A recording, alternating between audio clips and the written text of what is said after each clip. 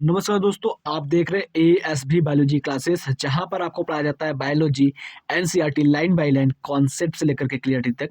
दोस्तों आज के इस क्लास में हम आपको बताने वाले हैं बर्थ कंट्रोल मेथड के बारे में। यानी कि अगर हम बात करते हैं तो आज के इस क्लास में आपको पढ़ाने वाले हैं कंट्रासेप्टिव मेथड के बारे में। कंट्रासेप्टिव मेथड क्या होता है, इसके यूज से हमें क्या क्या प्रॉफिट मिलेगा, इसके बारे में हम बात करेंगे। तो देखिए, यहाँ पर अगर हम बात करते हैं जो कंट्रासेप्टिव मेथड होता है, इसका यूज किया जाता है पॉपुलेशन ग्रोथ को कंट्रोल करने के लिए। यानी कि जो जनसंख्या बढ़ रही है, ठीक है, जो जनसंख्या बढ़ रही है उस बढ़ती हुई जनसंख्या को रोकने के लिए कंट्रासेप्टिव मेथड का उपयोग किया जाता है। और ये कंट्रासेप्टिव मेथड जो होते हैं वो आपके लिए काफ़ी ज़्यादा फैमिलियर होते हैं और इसके बाद लेस हार्मफुल होते हैं। ये आपको बहुत सारी समस्याओं से बचाने का भी काम करते हैं। चलिए हम बात करते हैं कंट्रासेप्टिव मेथड होता क्या है। तो यहाँ पर देखिए क्या लिखा हुआ है कि the most important step to our overcome this problem to motivate smaller family by using various contraceptive method. कहने का मतलब ये होता है कि जो पॉपुलेशन ग्रोथ होता है उस पॉपुलेशन ग्रोथ को रोकने के लिए क्या करते हैं, यहाँ पर हम क्या कर सकते हैं, एक इम्पॉर्टेंट स्टेप उठा सकते हैं, एक बहुत महत्वपूर्ण स्टेप उठा सकते हैं। जो छोटे फैमिली है उनको मोटिवेट करने के लिए कंट्रासेप्टिव मेथड का उपयोग करके। ठीक है, कंट्रासेप्टिव मेथड में क्या आते हैं, कंडोम आता है, ठीक है, फेमशील्ड आता है, वॉल्ट आता है, ठीक है, इसके अलावा आईयूडीज आते हैं, हार्मोनल डिवाइस आते हैं।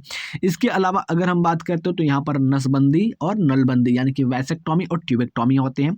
उन सारे के बारे में आज के इस क्लास में हम कवर करने वाले हैं। जैसे अगर हम बात करते हैं तो यू माइट हैव सीन, जैसा कि आप देख रहे होंगे, एडवर्टाइजमेंट यानी कि प्रचार इन द मीडिया में as well as poster bills it is showing a happy couple. यानी कि वो क्या करते हैं, एक हैप्पी कपल को दिखाते हैं, एक खुश परिवार को दिखाते हैं, ठीक है, जिसमें दो बच्चे होते हैं और माता पिता होते हैं। कहने का मतलब ये होता है कि आपने अगर जो आपकी टीवीएस बाइक होती है, ठीक है, टीवीएस बाइक में देखेंगे उसका जो प्रचार होता है वहाँ पर क्या होते हैं, पेरेंट के साथ क्या होते हैं, दो बच्चे होते हैं और हंसते खेलते परिवार होते हैं। इसके अलावा अगर हम बात करें तो जो एटलस साइकिल होती है, एटलस साइकिल के भी एडवर्टाइजमेंट अगर आप देखेंगे तो वहाँ पर क्या होते हैं, माता पिता और दो बच्चे एकदम हंसते खुशते दांत दिखाते हुए आपको एकदम खुश दिखाई देते हैं।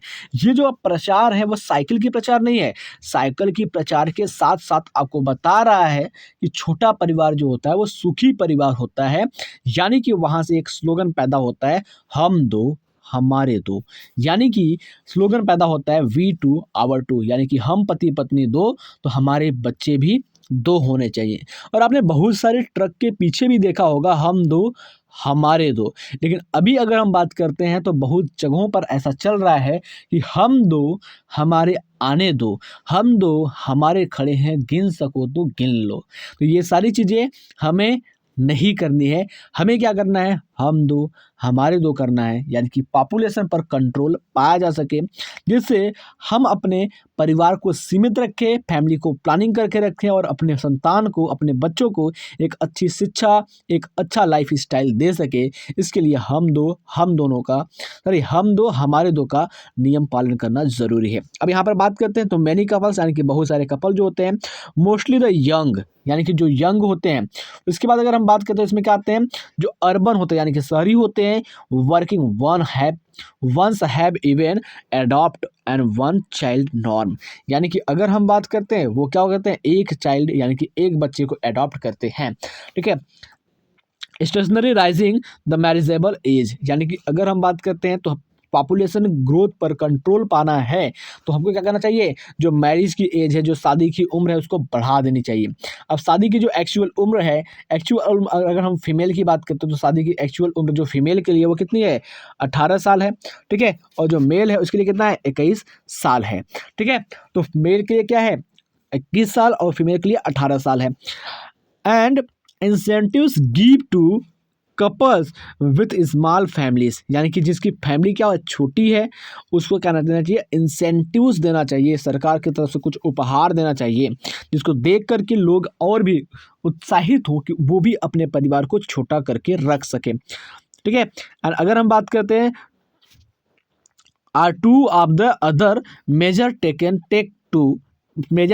टू टेक दिस प्रॉब्लम, ये सारी चीज़ों का उपयोग करके हम इस प्रॉब्लम की समस्या, जो ये आपकी समस्या है पॉपुलेशन ग्रोथ की, उस पर कंट्रोल पा सकते हैं। Let us describe some of the commonly used contraceptive method. अब यहाँ पर नीचे हम क्या कर दे गए हैं, कुछ कॉमन कंट्रासेप्टिव मेथड जो यूज किए जाते हैं उसके बारे में समझने वाले हैं, which help prevent the unwanted pregnancy, जो अनवांटेड प्रेगनेंसी को क्या कर सकती हैं, प्रिवेंट करने का काम करती हैं, अनवांटेड प्रेगनेंसी से बचाने का काम करती हैं। एन आइडिया, एक idea, contraceptive should be user friendly, यानी कि जो कंट्रासेप्टिव मेथड होते हैं जैसे कंडोम हो गया, फेमशील्ड हो गया, वॉल्ट हो गया, कॉपर टी हो गए, ये सारे होने का चाहिए कैसे, ये यूजर फ्रेंडली होने चाहिए, यानी कि इनसे कोई हानि नहीं होना चाहिए, इजिली अवेलेबल, आसानी से मिल जाने चाहिए, ठीक है, इफेक्टिव यानी कि प्रभावी होने चाहिए, and reversible with no and least side effect, इनके साथ क्या होना चाहिए, कोई भी किसी भी प्रकार का साइड इफेक्ट नहीं होना चाहिए। It also should in no way interfere with sexual drive, यानी कि ये ऐसे होना चाहिए जो आपके सेक्सुअल लाइफ को किसी भी प्रकार की हानि ना पहुंचाए, किसी भी प्रकार से उसमें इंटरफेयर ना करे, डिज़ायर, जो सेक्स की इच्छा होती है वहाँ पर कोई समस्या ना उत्पन्न करे, एंड सेक्सुअल एक्ट, यानी कि शारीरिक संबंध बनाने की जो एक्ट होती है, क्रियाविधि होती है, वहाँ पर भी किसी प्रकार की कोई समस्या ये उत्पन्न ना करे। A wide range of contraceptive method are presently available which could be broadly grouped into the following categories, यानी कि अगर हम बात करते हैं तो बहुत बड़े पैमाने पर जो कंट्रासेप्टिव मेथड जो होते हैं या कंट्रासेप्टिव प्रोडक्ट जो होते हैं वो मार्केट में, मेडिकल स्टोर्स पर, गवर्नमेंट हॉस्पिटल्स पर, प्राइवेट हॉस्पिटल्स पर बहुत सारे बड़े पैमाने पर उपलब्ध हैं, जिनको अलग अलग कैटेगरी में क्लासीफाई किया गया। जैसे कि अगर हम बात करते हैं तो यहाँ पर आता है कुछ मेथड यूज किए जाते हैं बिना किसी प्रोडक्ट को लगाए, जैसे नेचुरल या ट्रेडिशनल कंट्रासेप्टिव मेथड, बैरियर। उसके बाद अगर हम बात करते हैं यूआईडीज, ओरल कंट्रासेप्टिव, ठीक है, इंजेक्टेबल, ठीक है, उसके बाद इम्प्लांट एंड सर्जिकल मेथड, ये सारे क्या होते हैं, कंट्रासेप्टिव मेथड होते हैं। कहने का मतलब ये होता है कि जो कंट्रासेप्टिव मेथड होते हैं आपके मेनली दो प्रकार के होते हैं। दो प्रकार के कौन कौन से होते हैं, एक आपका नेचुरल होता है, ठीक है, एक क्या होता है, नेचुरल होता है, और दूसरा क्या होता है, आर्टिफिशियल होता है। क्या होता है, एक नेचुरल होता है, एक आर्टिफिशियल होता है। नेचुरल और आर्टिफिशियल में दोनों में अंतर क्या है, देखो नेचुरल जो होता है बेटा, उस नेचुरल की बात करते हैं तो यहाँ पर क्या होता है, यूज किया जाता है मेनली सेफ पीरियड का। सेफ पीरियड का मतलब क्या होता है, सेफ पीरियड का मतलब होता है एक ऐसे टाइम का यूज किया जाता है जहाँ पर गर्भ न ठहरे। उसके अलावा अगर हम बात करते हैं सेफ पीरियड को कहते हैं कैलेंडर मेथड। इसके अलावा इसमें क्या किया जाता है, विथड्रॉल मेथड, यानी कि कोइटस इंटरप्चर का यूज किया जाता है। विथड्रॉल मेथड का मतलब क्या करते हैं, वो भरपूर सेक्स का आनंद लेते हैं, लेकिन जो फॉल होता है सीमेन का वो क्या होता है, फीमेल बॉडी के अंदर ना होकर के फीमेल बॉडी के बाहर किया जाता है। ठीक है, आई होप ये सारी चीज़ें आप समझ चुके होंगे। अब अगर आर्टिफिशियल की बात करते हैं तो आर्टिफिशियल में क्या होता है, यहाँ पर प्रोडक्ट यूज किए जाते हैं, जैसे कंडोम हो गया, फेमशील्ड हो गया, वॉल्ट हो गया। इसके अलावा आईयूडीज, इंट्रायूट्राइन डिवाइस हो गए, जैसे कॉपर टी हो गया, हार्मोनल डिवाइस हो गए, ये सारी चीज़ें उपयोग किए जाते हैं। इसके अलावा क्या होते हैं, बहुत सारी टैबलेट्स मिलती हैं, बहुत सारे इंजेक्शन मिलते हैं, इनका उपयोग करते हैं। तो चलिए आगे हम बात करते हैं। तो यहाँ पर सबसे पहले आपको दिखाएं तो यहाँ पर फिगर दिखाया गया है मेल और फीमेल कंट्रासेप्टिव प्रोडक्ट का। जैसे यहाँ पर फीमेल मेल कॉन्डम है, यहाँ पर नीचे क्या लिखा हुआ है, फीमेल कॉन्डम लिखा हुआ है। फीमेल कॉन्डम का जो नाम होता है उसको कहते हैं हम फेमशील्ड। ठीक है, तो इस प्रोडक्ट को आप देख लीजिए। उसके बाद अगर हम बात करते हैं तो यहाँ पर हम बात किसकी करेंगे, यहाँ पर सबसे पहले हम बात करते हैं तो वो है नेचुरल मेथड। यानी कि अगर हम बात करते हैं कंट्रासेप्टिव मेथड में नेचुरल मेथड क्या होता है, उसकी बात करते हैं तो natural method work on the principle of avoiding chances of ovum and sperm meeting. यानी कि नेचुरल मेथड में हम नेचुरल तरीके से, ठीक है, नेचुरल मेथड में नेचुरल तरीके से जो स्पर्म होता है, ठीक है, इस ओवम के साथ इसको मिलने से रोका जाता है। स्पर्म का ओवम के पास पहुंचने से नेचुरल तरीके से रोका जाता है। तो इस नेचुरल तरीके से रोकने के लिए स्पर्म को ओवम के पास तो क्या करते हैं, तो यहाँ पर हम यूज करते हैं बहुत सारे मेथड के, यानी कि पीरियाडिक एब्सेंटीज की। पीरियाडिक एब्सेंटीज यानी कि इसको हम कहते हैं एक सेफ पीरियड। सेफ पीरियड का मतलब क्या होता है, इसको आपको अच्छे से समझा रहे हैं।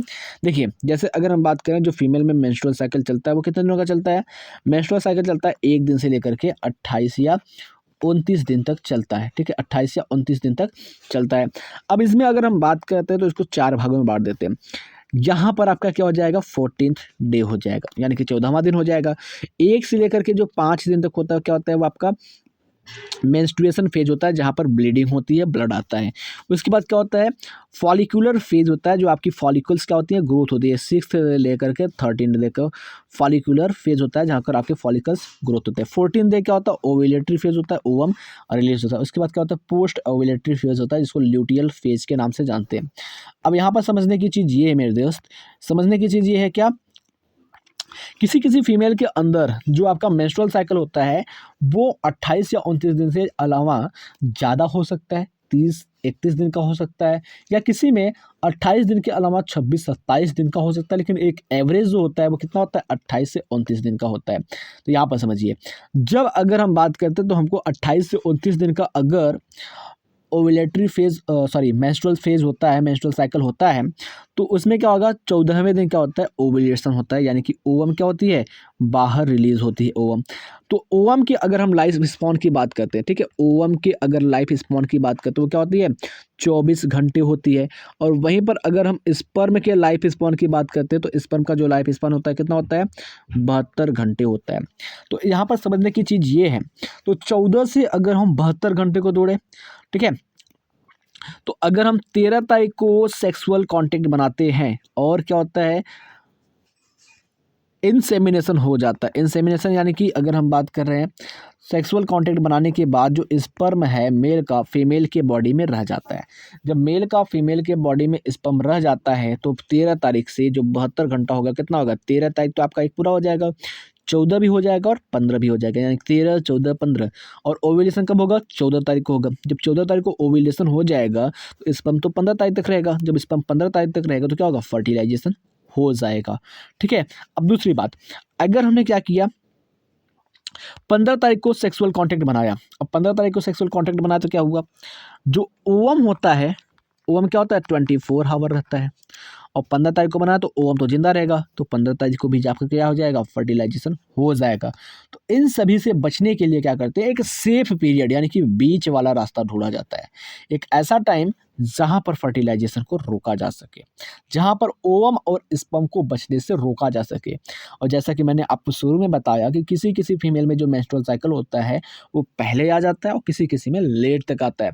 तो एक एवरेज जो टाइम मानते हैं कि सेक्सुअल कांटेक्ट अगर ना किया जाए तो नेचुरल तरीके से फर्टिलाइजेशन और प्रेगनेंसी को रोका जा सकता है। तो उसके बारे में बात करते हैं। तो यहाँ पर पीरियाडिक एब्सेंटिस है, is one such method in which the couple avoid or absentees from the coitus from day 10 to 17th। यानी कि अगर हम बात करें इसमें जो होते हैं कपल, वो अगर 10 से 17 यानी कि जो मेंस्ट्रुअल साइकिल होती है, मेंस्ट्रुअल साइकिल में 10 से 17 दिन, ठीक है, अगर 1 तारीख को किसी फीमेल का मेंस्ट्रुअल साइकिल शुरू होता है और वो 28 तारीख को ख़त्म होता है, तो वो 10 तारीख से लेकर के 17 तारीख के बीच में अगर कोइटस नहीं करता है या फिर मैटिंग नहीं करता है तो वहाँ पर फर्टिलाइजेशन की जो चांसेस होती है वो क्या होती है, 0% होती है। बात समझ में आई। आगे बात करते हैं, are the menstrual cycle when ovulation could be expected. जहाँ पर ओव्यूलेशन क्या होता है, 10 से 17 के बीच में एक्सपेक्टेड होता है, तो वहाँ पर अगर कोई टेस्ट नहीं होता है उस दौरान तो क्या होता है, फर्टिलाइजेशन 0 के चांसेस होती है, प्रेगनेंसी न के बराबर होती है। ठीक है, as chances of fertilization are very high during this period. यानी कि फर्टिलाइजेशन की जो चांसेस होती है वो कब होती है, 10 से 17 तारीख तक बहुत ज़्यादा होती है, क्योंकि आपका ओवम भी 72 घंटे तक, सॉरी ओवम क्या होता है 24 घंटे तक रहता है, स्पर्म 72 घंटे तक रहता है।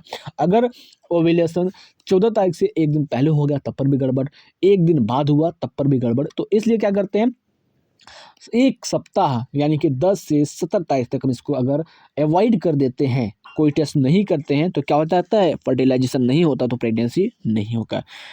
It is called fertile period. यानी कि जब ओव्यूलेशन होता है तो उसको फर्टाइल पीरियड के नाम से भी जानते हैं। Therefore by the absenting from the coitus during this period. यहाँ पर अगर हम बात करते हैं कोइटस को absent कर देते हैं तो contraception could be prevented. Contraception क्या होता है, कार्य कर जाता है जो कि फर्टिलाइजेशन को प्रिवेंट कर देता है, सुरक्षा प्रदान कर देता है। उसके बाद अगर हम बात करते हैं तो यहाँ पर हम दूसरा यूज करते हैं withdrawal for coitus interruption. Withdrawal का मतलब क्या होता है, हम आपका कोइटस तो करते हैं, कोइटस करते हैं, लेकिन जो आपका मेल का गैमेट होता है वो फीमेल के बॉडी के अंदर नहीं गिरने देते हैं, इजाकुलेट नहीं होने देते हैं, तो मेल का जो स्पर्म होता है वहाँ पर नहीं पहुँचता। जब मेल का स्पर्म वहाँ पर नहीं पहुँचेगा तो फर्टिलाइजेशन के चांसेस ज़ीरो हो जाती है। तो ये अभी आपके नेचुरल मेथड में है कौन कौन से, पीरियाडिक एब्सेंटेज जिसको हम कहते हैं सेफ पीरियड, विड्रॉल और कोइटस इंटरप्शन, लैक्टेशनल एमिनोरिया, इसके बारे में अभी जानेंगे। तो पहले विड्रॉल और कोइटस इंटरप्शन की बात करते हैं तो क्या है, विड्रॉल और coitus interruption is an other method in which the male partner withdraw his penis from the vagina just before ejaculation। यानी कि जो मेल होता है, मेल क्या करता है, अपने पेनिस को फीमेल की वेजाइना से इजाकुलेशन के पहले ही निकाल देता है। यानी कि जो मेल होता है वो क्या करता है, फीमेल की जो वेजाइना होती है वहाँ से अपने पेनिस को क्या करता है, वीर्य स्खलन यानी कि जो सीमेन होता है उसको गिरने से पहले क्या करता है, उसको बाहर निकाल देता है, so as to avoid the insemination. जो क्या करता है, इंसेमिनेशन को अवॉइड करता है। जब इंसेमिनेशन नहीं होगा तो इसका मतलब क्या है, 100% क्या होगा, 100% क्या होगा, यहाँ पर फर्टिलाइजेशन नहीं होगा। जब फर्टिलाइजेशन नहीं होगा तो इसका मतलब क्या है भाई, प्रेगनेंसी भी 0% हो जाती है। तो आई होप ये चीज़ आप अच्छे से समझ चुके होंगे। उसके बाद अगर हम बात करते हैं लैक्टेशनल एमिनोरिया। लैक्टेशनल एमिनोरिया की मतलब क्या होती है भाई, यहाँ पर फीमेल जब तक ब्रेस्ट फीडिंग कराती है अपने बच्चे को, बच्चे का बर्थ हुआ उसके 6 महीने तक, अगर बर्थ के 6 महीने तक, बर्थ के बाद जो 6 महीना होता है उस टाइम तक अगर ये ब्रेस्ट फीडिंग कराती है तो डेफिनेटली क्या होता है, मेंस्ट्रुअल साइकिल अब्सेंट हो जाता है। तो लैक्टेशनल एमिनोरिया क्या होता है, absence of menstruation. Lactational amenorrhoea क्या होता है, तो लैक्टेशनल एमिनोरिया का मतलब क्या होता है कि मेंस्ट्रुअल साइकिल अब्सेंट होता है। Method is based on the fact of ovulation, ठीक है, and therefore the cycle do not occur during the period of intense lactation following the parturition. यानी कि अगर हम बात करते हैं पाचुरेशन यानी कि बच्चा पैदा होने के बाद जब तक लैक्टेशनल पीरियड चल रहा होता है उतने टाइम तक क्या होता है, मेंस्ट्रुअल साइकिल नहीं आता है। Therefore as long as the mother breast feeds the child fully. यानी कि यहाँ पर क्या करना चाहिए, पाजुरेशन यानी कि बच्चा पैदा होने के बाद माता को लंबे से लंबे समय तक बच्चे को दूध पिलाना चाहिए। कहानी की अगर हम बात करते हैं तो कम से कम 6 महीने तक बच्चे को ब्रेस्ट फीडिंग कराना चाहिए, जो कि लैक्टेशनल एमिनोरिया की पीरियड में आता है। और साथ ही साथ जो डॉक्टर होते हैं वो भी सजेस्ट करते हैं कि एक बच्चे को कम से कम 6 महीने तक माँ का दूध पीना चाहिए। ठीक है, समझ में आया, इतना समझ में आया। आगे बात करते हैं, therefore as long as the mother breastfeed the child fully, chances of contraception are almost nil. जो चांस होती है कंट्रासेप्शन की वो क्या होती है, नील हो जाती है।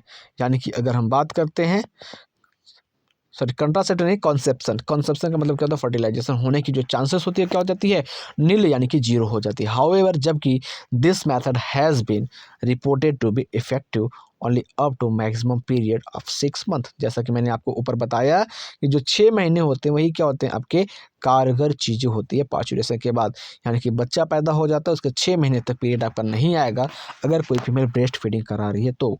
ठीक है, आई होप ये सारी चीज़ें आप अच्छे से समझ चुके होंगे। चलिए आगे की अगर हम बात करते हो तो यहाँ पर लिखा गया है क्या, उसको समझते हैं। तो यहाँ पर बताया गया है कि एज नो मेडिसिन और device are used in this method. यानी कि जो नेचुरल मेथड होता है भाई, नेचुरल मेथड के अंदर क्या करते हैं, किसी भी प्रकार के कोई डिवाइस का, ठीक है, किसी भी प्रकार के कोई डिवाइस का या किसी भी प्रकार के कोई पिल्स का, ठीक है, उपयोग नहीं करते हैं। इन सभी चीज़ों में इसका उपयोग नहीं करते हैं। तो आई होप ये सारी चीज़ें आपको अच्छे से समझ में आ गई होगी। अब अगले में अगर हम बात करते हो तो अगले में हम बात करेंगे आर्टिफिशियल मेथड के बारे में। ठीक है, आर्टिफिशियल मेथड की बात करते हैं तो आर्टिफिशियल मेथड में क्या होता है भैया, यहाँ पर यूज किए जाते हैं डिवाइस। क्या यूज किए जाते हैं, डिवाइस यूज किए जाते हैं, मेडिसिन यूज किए जाते हैं, इंजेक्शन यूज किए जाते हैं। तो बहुत सारी चीज़ें यहाँ पर क्या किए जाते हैं, यूज किए जाते हैं। तो इसके बारे में अगर हम बात करते हो तो यहाँ पर क्या बताया गया उसको समझने की ज़रूरत है। तो आर्टिफिशियल मेथड में सबसे नंबर 1 पर आता है आपका बैरियर मेथड। ये बैरियर मेथड क्या होता है? एक ऐसा मेथड जहाँ पर हम मेल गैमेट को फीमेल गैमेट के पास पहुँचने से रोकने का काम करते हैं। देखिए बैरियर मेथड में क्या होता है? तो in barrier method ovum and sperm are prevented from physically meeting, यानी कि ओवम और स्पर्म को शारीरिक रूप से मिलने के लिए रोका जाता है with the help of barrier. Barrier लगा करके such method are available for both male and female. और ये जो मेथड है बैरियर वाले वो दोनों मेल और फीमेल के लिए क्या है? अवेलेबल है। ठीक है। जैसे अगर हम बात करते हैं कंडोम, ऊपर जैसे कि मैंने आपको डायग्राम में दिखाया, आर बैरियर मेड, ठीक है, to thin rubber latex sheath that are used to cover the penis in the male or vagina and cervix in the female. यानी कि अगर हम बात करें तो जो कॉन्डम होते हैं वो क्या होते हैं? एक रबर के बने हुए, लैटेक्स के बने हुए पतले थीन पतले आपकी कवर होती है जो पेनिस को कवर करता है, या फीमेल के अंदर जो वेजाइना या सर्विक्स होता है उसको कवर करता है जस्ट बिफोर कोइटस, शारीरिक संबंध बनाने से पहले, सो दैट द इजाकुलेटेड स्पर्म या सीमेन जो होते हैं would not inter into the female. ठीक है। जो एजाकुलेटेड जो स्पर्म होते हैं वो क्या होते हैं? फीमेल के अंदर, फीमेल के बॉडी में या रिप्रोडक्टिव ट्रैक्ट में नहीं जा सकते। This can prevent the conception. ये क्या करते हैं? कंसेप्शन को प्रिवेंट करते हैं, यानी कि फर्टिलाइजेशन को रोकते हैं। ठीक है। एक जो गवर्नमेंट का ब्रांड है उसको कहते हैं निरोध। निरोध इज द पॉपुलर ब्रांड, ठीक है, of condom for the male. यानी कि जो निरोध होता है वो क्या होता है? मेल के लिए एक पॉपुलर ब्रांड है। यूज ऑफ कॉन्डम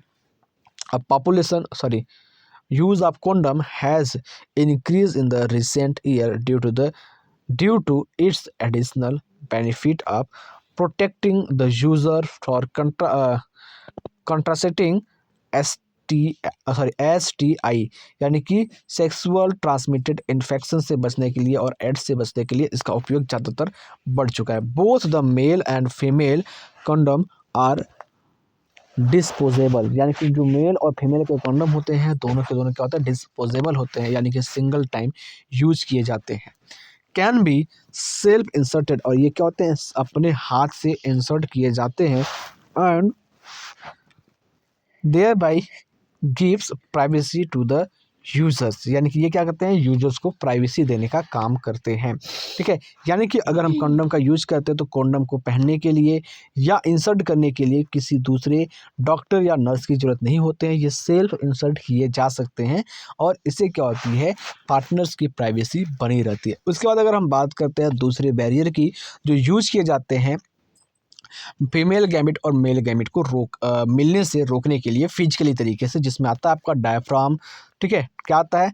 डायफ्राम आता है, ठीक, सर्विक्स कैप आता है, वॉल्ट आता है। तो ये सारे क्या होते हैं? एक बैरियर होते हैं जो कि बने होते हैं रबर के, that are inserted in the female reproductive tract, जो कि क्या करते हैं? फीमेल रिप्रोडक्टिव सिस्टम में, फीमेल रिप्रोडक्टिव ट्रैक्ट में, वेसाइना में या सर्विक्स में इंसर्ट किए जाते हैं to cover the cervix during the coitus.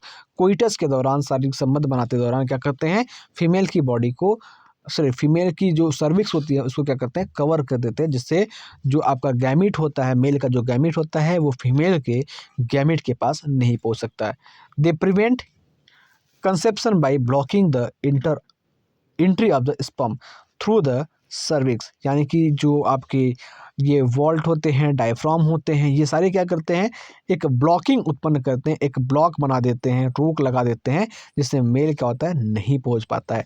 इसके अलावा अगर हम बात करते हैं तो बहुत सारे क्रीम मिलते हैं जो कि स्पर्म को नष्ट करने का काम करते हैं, जेली मिलते हैं जो कि स्पर्म को नष्ट करने का काम करते हैं। इसके अलावा फोम मिलते हैं जो कि स्पर्म को नष्ट करने का काम करते हैं, usually used along with this barrier to increase the contraceptive effectively. ठीक है। अगर हम बात, सॉरी, इफिशियंसली, यानी कि अगर हम बात करते हैं तो इन सारी चीज़ों का उपयोग किया जाता है फीमेल के द्वारा। क्या क्या होते हैं? तो मैंने अभी आपको बताया, स्पर्मिसाइड मिलते हैं, ठीक है, उसके बाद जेलीस मिलते हैं। इसके अलावा अगर हम बात करते हैं तो बहुत सारे क्रीम मिलते हैं जिसका यूज करके स्पर्म की फाइगोसाइटोसिस को बढ़ाया जा सकता है फीमेल बॉडी के अंदर। तो आई होप ये सारी चीज़ें आपको अच्छे से समझ में आ गई होगी। अगले क्लास में हम बात करेंगे इंट्रा यूटेराइन डिवाइस, यानी कि आईयूडीज़ के बारे में, और साथ ही साथ हम बात करेंगे अगले क्लास में आपको समझाने के लिए जो आपके वैसेक्टॉमी और ट्यूबेक्टॉमी होते हैं उसके बारे में बात करेंगे। आई होप ये सारी चीज़ें आपको बखूबी समझ में आ गई होगी। तो मिलते हैं आपसे अगले क्लास में, तब तक के लिए जय हिंद, जय भारत। अगर आपको क्लास अच्छा लगा हो, समझ में आया हो तो क्लास को लाइक कीजिएगा, अपने दोस्तों के साथ शेयर कीजिएगा, क्योंकि आपकी एक लाइक, एक कमेंट और एक छोटा-सा शेयर हमारे मोटिवेशन को बढ़ाता है, ताकि मैं आपको डेली वीडियो सही टाइम पर अपलोड दे सकूँ।